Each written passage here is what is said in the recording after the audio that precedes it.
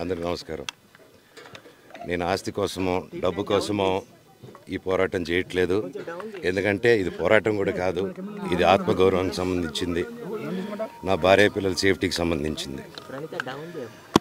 ఇది నాతో ఒక మగాడిగా నాతో డైరెక్ట్గా వచ్చి నాతో ఏం చేసినా పర్వాలేదు.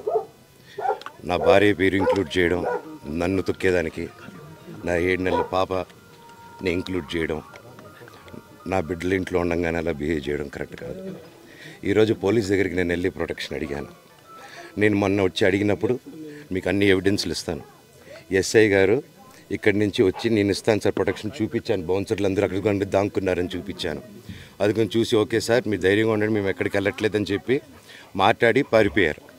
ఇప్పుడు కానిస్టేబుల్స్ వచ్చి అందరినీ నా మనుషులందరినీ భయపించి ఇప్పుడు వాళ్ళ పేర్లు తీసుకొని బెదరగొట్టి మా మనుషులు పంపించేసి వేరే బాడీగార్డ్ లోపల పంపించున్నారు సార్.